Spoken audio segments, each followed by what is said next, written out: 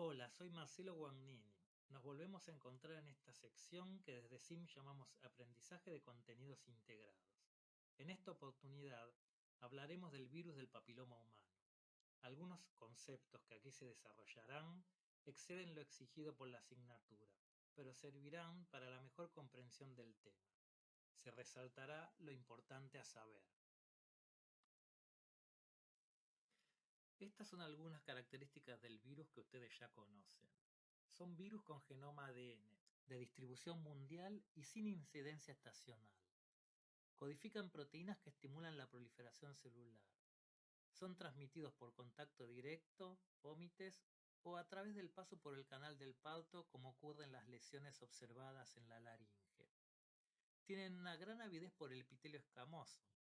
Por eso sus lesiones se observan en la mucosa vulvar, en la vaginal, en la cervical, en la anal, en la orofaringia, en la laringe y en el esófago, aunque también se pueden ver en el epitelio cilíndrico endocervical.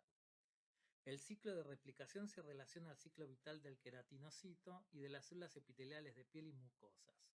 Accede a las células basales a través de abrasiones de la piel o mucosas. Hasta ahora se han descubierto más de 200 serotipos, algunos con mayor poder oncogénico. Básicamente y a grandes rasgos, sabemos que el origen de las neoplasias puede ser hereditario o esporádico. Pero a finales de 1970 se descubrió que el virus del papiloma humano aparece en más del 99% de todas las neoplasias cervicales. Este descubrimiento marcó un antes y un después en la historia del cáncer cervicouterino. El pico de mayor incidencia de infección por HPV es entre los 25 y 29 años. Los serotipos 16 y 18 se aíslan en por lo menos el 70% de todos los carcinomas de cuello. El carcinoma de cuello uterino, y según la estadística de la cual sea origen, es la tercera causa de muerte por cáncer en mujeres. Algunas estadísticas de algunos países hablan de hasta la segunda causa de muerte. El 5% de los PAP demuestra infección por HPV y el 10% de infecciones por HPV de alto riesgo termina por desarrollar displasia. Los factores predisponentes que favorecen la infección por el virus del papiloma humano son los siguientes. Numerosas parejas sexuales. Comienzo temprano de actividad sexual, menor de 16 años. El tabaquismo, ya que la nicotina y otros metabolitos del tabaco alteran la función de la célula de Langerhans. Recordando que la célula de Langerhans es una célula que participa en la inmunidad innata. La inmunosupresión, la temprana edad de paridad, el número de partos, los bajos recursos socioeconómicos, y esto no tanto por el poder económico, sino por la dificultad en el acceso a los servicios de salud. El HIV y otras infecciones de transmisión sexual. La deficiencia vitamínica. El uso de anticonceptivos orales. En este caso porque los estrógenos que se hallan en los anticonceptivos interactúan con el virus favoreciendo la infección. Además, el uso de anticonceptivos orales está asociado al déficit de folatos. Los periodos de intervalos largos entre PAPs y la disbiosis. Recordamos que la microbiota normal de la vagina está fundamentalmente integrada por los lactobacilos. Una alteración en la microbiota, sobre todo se ha estudiado que la presencia de un germen como es el Fusobacterium produce alteraciones en las uniones intercelulares de los queratinocitos. Al producir estas alteraciones favorece la entrada del virus al epitelio. ¿Cuáles son las presentaciones clínicas de la infección por el virus del papiloma humano? Esto va a depender de si la infección es por virus de bajo riesgo o por virus de alto riesgo. Vamos a comenzar por los virus de bajo riesgo. ¿Por qué se llama virus del papiloma humano? Y acá vemos la definición de la palabra papiloma. Papiloma viene del latín moderno, término formado por papila, pezón de mama de mujer, que a la vez es el diminutivo de pápula, que se traduce como inflamación que adopta la forma de una protuberancia en forma de pezón. Es decir, que cuando hablamos de papiloma, le diría que es casi sinónimo a verruga. Entonces, las lesiones en la vulva de los virus de bajo riesgo van a ser lesiones verrugosas. Particularmente se denominan condiloma acuminado. ¿Qué quiere decir la palabra condiloma acuminado? Que en realidad viene del griego. Condiloma significa verruga y acuminado que termina en punta.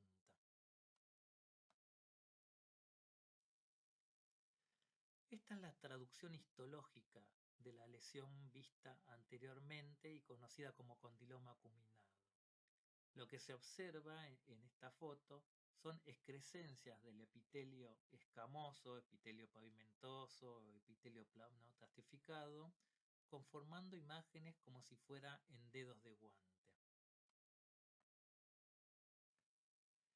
Un mayor aumento de la punta de las excrescencias vistas en la foto anterior nos permite observar el efecto citopático viral que produce el virus del papiloma humano en los queratinocitos del epitelio vulvar.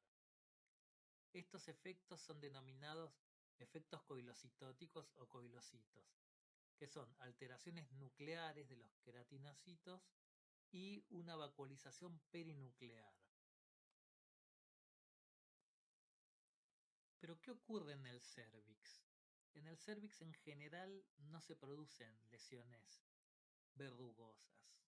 Las lesiones suelen ser levemente sobrelevadas y los condilomas acuminados, como se ve marcado en la flecha, no son tan notorios como lo observado en la vulva. Algunas lesiones en el cérvix ni siquiera son sobrelevadas y solo se ponen de manifiesto con el uso del ácido acético. El ácido acético es utilizado en colposcopía para teñir de blanco zonas de daño epitelial. O sea que las infecciones por HPV, excepto que se manifiesten con verrugas vulgares, suelen ser asintomáticas. Por eso es importante el tamizaje con la técnica de Papa Nicolau, porque a través de esta técnica podemos llegar a ver los efectos citopáticos viral que produce el virus del papiloma humano. Esta es la característica que se observa en la citología de una coloración con PAP, que son los coilocitos.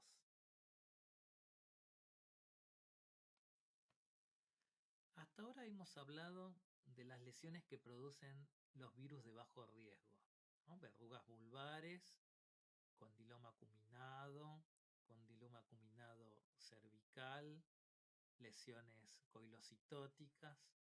¿Pero dónde ocurre fundamentalmente en el cérvix este tipo de lesiones? La zona donde ocurre la infección por HPV es la zona de transformación.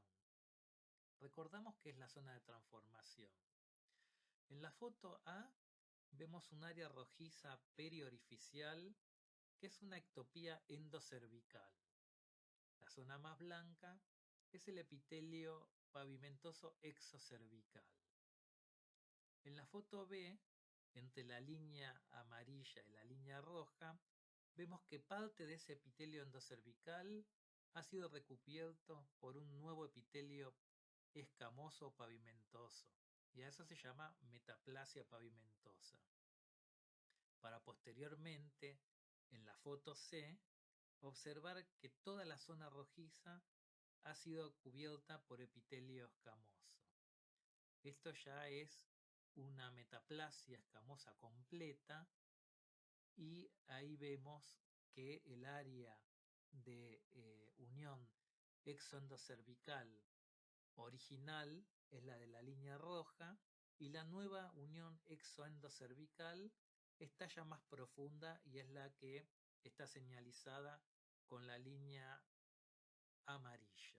Entre la línea amarilla y la línea roja se sitúa la denominada zona de transformación, que va a estar cubierta por un epitelio metaplásico de tipo escamoso o pavimentoso. Así es como se observa histológicamente un epitelio escamoso, pavimentoso, plano estratificado del epitelio exocervical normal. Fíjense que los núcleos azules son pequeños y los citoplasmas son claros y amplios, y eso se debe a la presencia de glucógeno. Acá vemos la zona de transformación. Lo que nos ayuda a decir que estamos en dicha zona es la presencia de glándulas endocervicales tapizadas por un epitelio escamoso que en este caso es inmaduro. Si nosotros estuviésemos en el endocervix, el epitelio de superficie debiera ser epitelio cilíndrico simple. Pero fíjense que las glándulas endocervicales están obstruidas por un epitelio escamoso que en este caso es inmaduro, porque van a ver la diferencia del epitelio escamoso inmaduro en esta foto con la foto siguiente.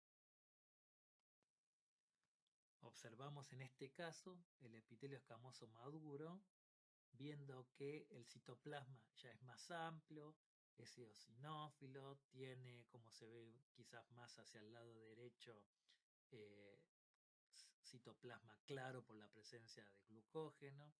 Y fíjense cómo la glándula endocervical queda totalmente ocluida por ese epitelio escamoso.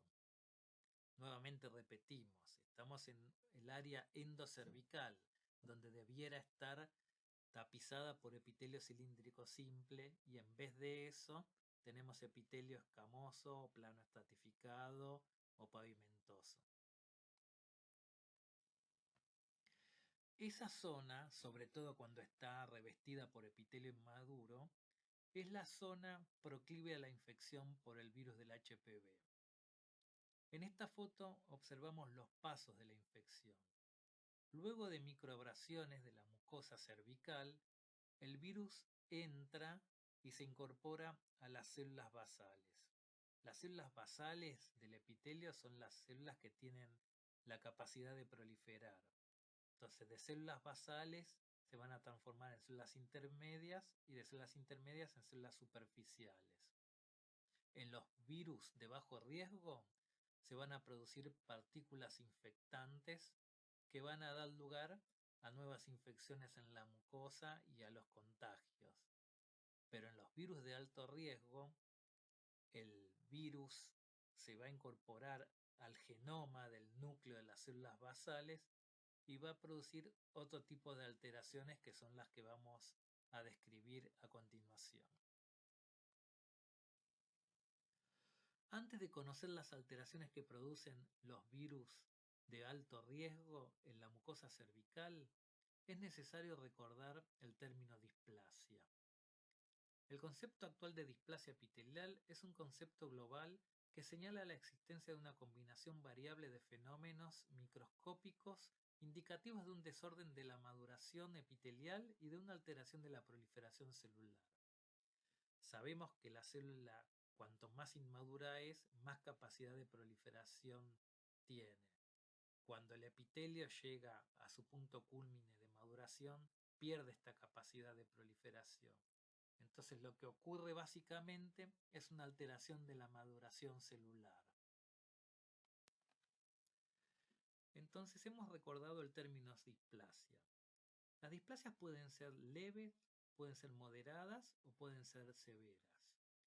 Si nosotros nos hacemos la imagen del espesor de un epitelio, cuando las células del primer tercio, es decir, el tercio basal, el que está más cerca de la membrana basal, está afectado por fenómenos displásicos, hablamos de una displasia leve.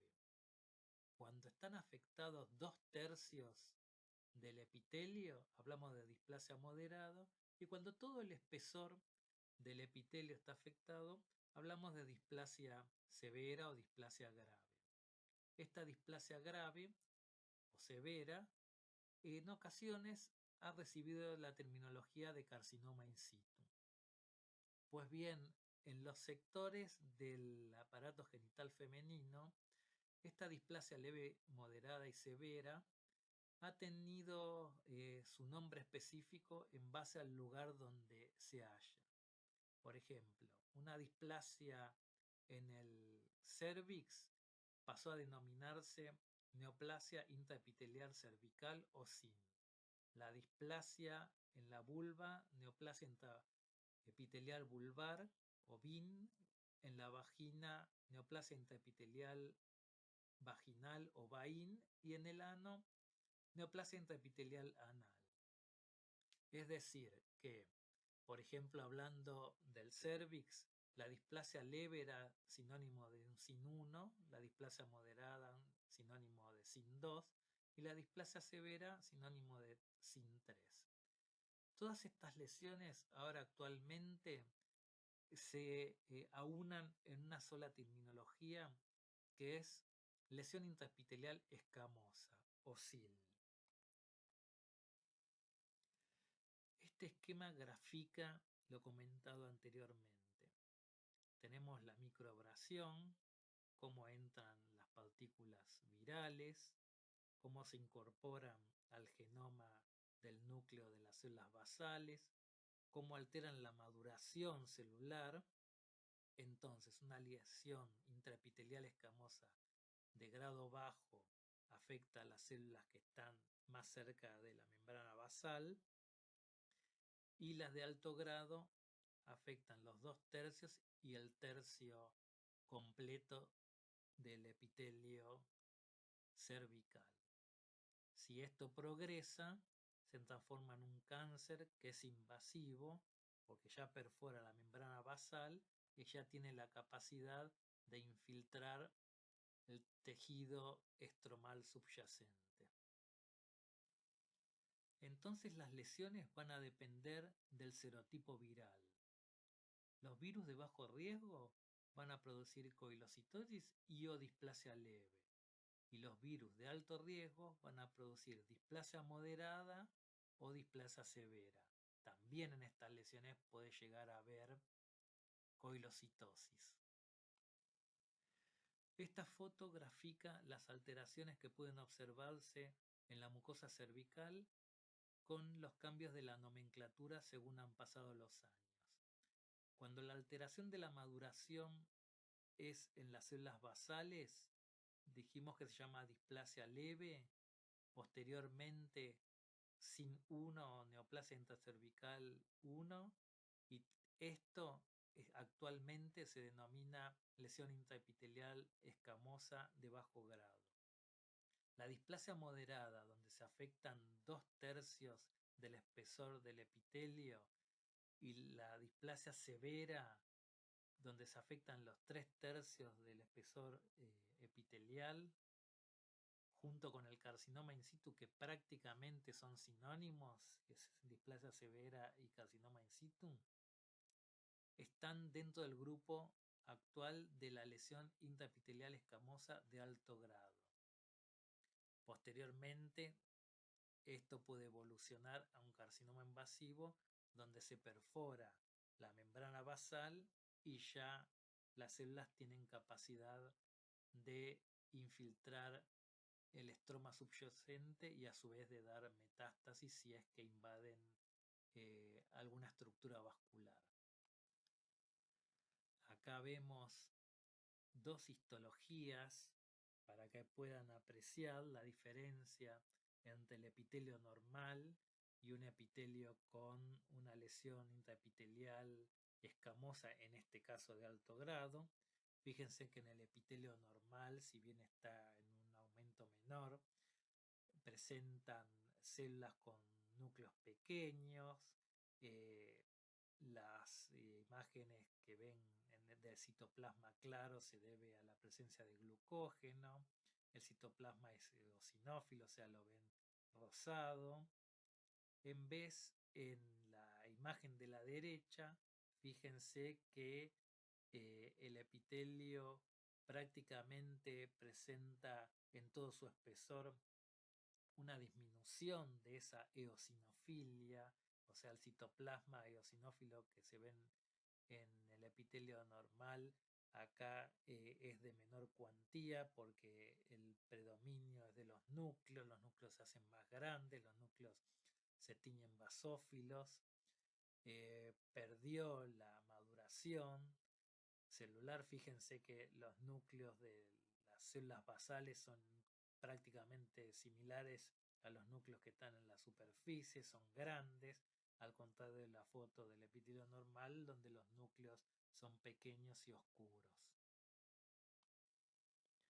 Otra foto para que aprecien la transición entre un epitelio normal y un epitelio con una lesión intraepitelial escamosa. Fíjense el epitelio normal, como los núcleos que están cercanos a la membrana basal son núcleos de mediano tamaño, pero a medida que vamos ascendiendo a la superficie, los núcleos se hacen más pequeños, el citoplasma es amplio, con glucógeno, por eso se ven claros. En cambio, de la flecha hacia la derecha, fíjense que los núcleos de la zona basal son prácticamente similares a los núcleos que están en la superficie y aparte son más oscuros, es decir, son hipercromáticos. Otra foto para que vean un poco lo mismo. A la izquierda el epitelio normal, fíjense también lo mismo que describimos en la foto anterior, el citoplasma claro, la maduración celular hacia la superficie, mientras que a la derecha de la foto la pérdida de la maduración, las células que están en la base son parecidas a la de la superficie, y fíjense justo acá está bien notorio que la lesión se presenta en la zona de transformación. Vemos las glándulas endocervicales ocluidas por el epitelio escamoso metaplásico que ha sufrido estas alteraciones displásicas y que están en la superficie de dichas glándulas. Acá podemos apreciar la histología de un SIN2, una neoplasia intraepitelial cervical grado 2, pero recordemos que actualmente está en el grupo de lo que son las lesiones intraepiteliales escamosas de alto grado. Fíjense cómo la alteración de la maduración celular ocurre en los 2/3 basales del epitelio. Observen los núcleos que son grandes en esos 2/3, mientras que los núcleos que están en la superficie están aplanados, son más pequeños, todavía conservan el glucógeno en el citoplasma. Y contrariamente, en estas imágenes histológicas de una neoplasia intraepitelial cervical grado 3, vemos que la alteración celular es en los 3/3 del espesor del epitelio. Sobre todo se aprecia mejor en la foto de la derecha, donde tanto los núcleos superficiales como los núcleos basales son grandes, son hipercromáticos, tienen cromatina granular y prácticamente casi no habría diferencia con lo que antiguamente se denominaba carcinoma in situ. Esta foto es para mostrar que en las neoplasias intracervicales grado 3 o SIL de alto grado también pueden persistir los coilocitos, es decir, que si bien el coilocito es una imagen más característica de las lesiones de bajo grado, pueden observarse también en las lesiones de alto grado. Esta imagen es para mostrarle que a veces las biopsias no nos muestran los 3/3 para identificar si podemos hablar de un SIN2 o de un SIN3, ¿no? Recuerden que la toma de biopsias son tomas en sacabocados, así que pueden estar alteradas la histología o su histoarquitectura, por lo tanto, a veces nos cuesta establecer si hablamos de un SIN2 o de un SIN3. No sería igual del todo importante, pues volvemos a repetir que SIN2 y SIN3 estaría dentro de lo que actualmente llamamos SIL de alto grado, ¿no? Y cuando las biopsias son pequeñas, o por ejemplo, debido a la toma, está alterada su histoarquitectura, podemos tener otros métodos que nos ayuden para determinar si la lesión es debida a un virus de alto riesgo o un virus de bajo riesgo. En este caso, estamos viendo una técnica de inmunohistoquímica que marca las células infectadas por virus de alto riesgo, ya que lo que estamos inmunotiniendo sería la proteína P16, que es una proteína que está involucrada en la alteración de las apoptosis, ¿no? Entonces, la inmunohistoquímica en este caso eh, tiñe de marrón oscuro la presencia de esta alteración de la proteína P16 que está en los núcleos de las células. Y esto en general está asociado a infección por los serotipos 16 y los serotipos 18. Este cuadro nos sirve para observar la historia natural de las neoplasias intraepiteliales cervicales en base al grado de lesión. Fíjense que los sin 1, en general la mayoría regresan y son muy pocos los que progresan a carcinoma in situ. Esa palabra CIS significa carcinoma in situ. Y el sin 3 también tiene un bajo índice de progresión a un carcinoma in situ. El cuadro de abajo es la tasa de regresión y progresión en base a los 2 años y a los 10 años. La displasia leve, fíjense que tiene una tasa bastante alta de regresión a los 10 años y la displasia severa tiene una tasa de progresión que tampoco es tan alta, del 21% a 10 años. Cuando hablamos de progresión, hablamos de progresión a carcinoma invasor, ¿no? En este caso.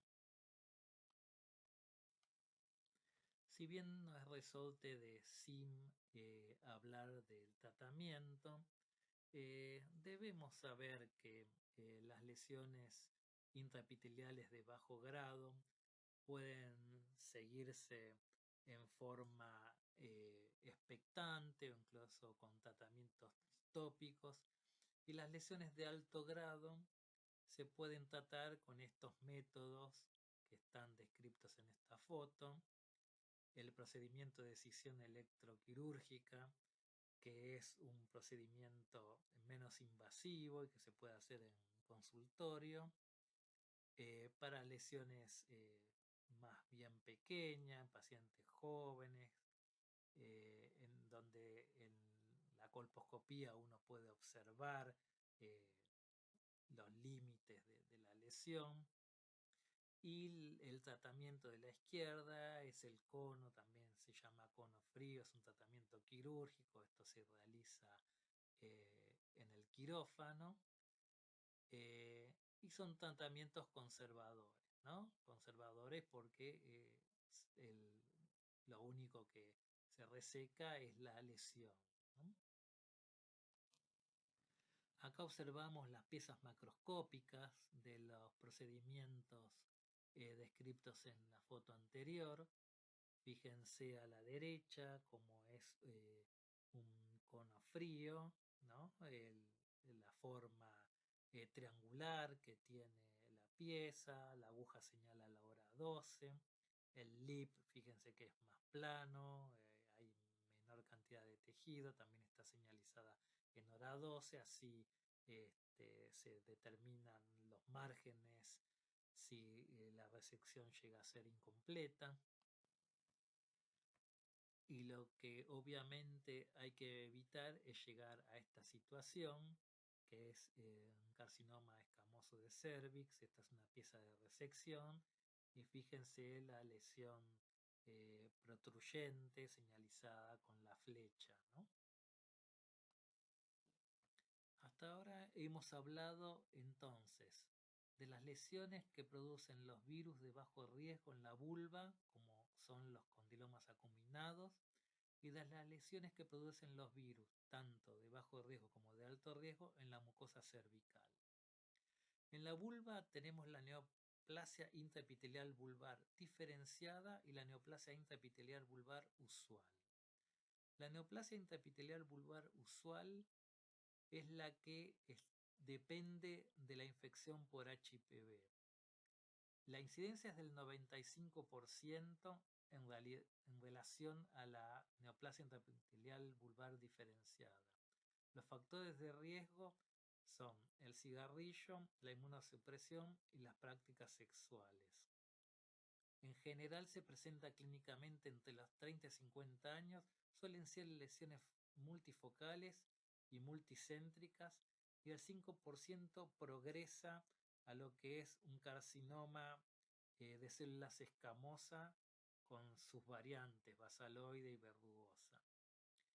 El BIN diferenciado en realidad estaría fuera de esta clase porque depende de una lesión que ya van a estudiar en los seminarios y en los laboratorios.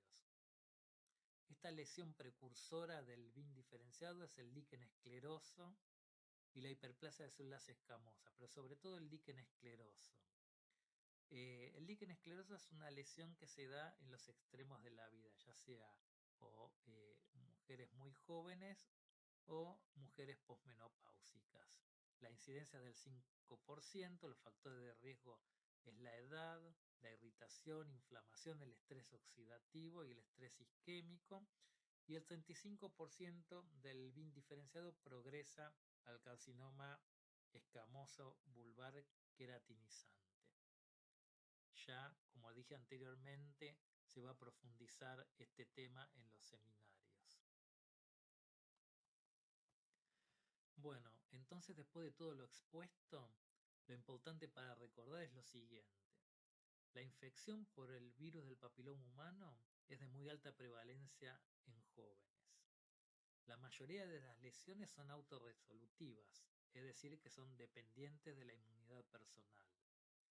La infección por HPV en general es asintomática, por eso es importante los estudios de tamizaje como el Papa Nicolau. La progresión a carcinoma conlleva un largo periodo de tiempo. La nomenclatura actual para las lesiones precancerosas es el SIL, o sea, lesión intraepitelial escamosa.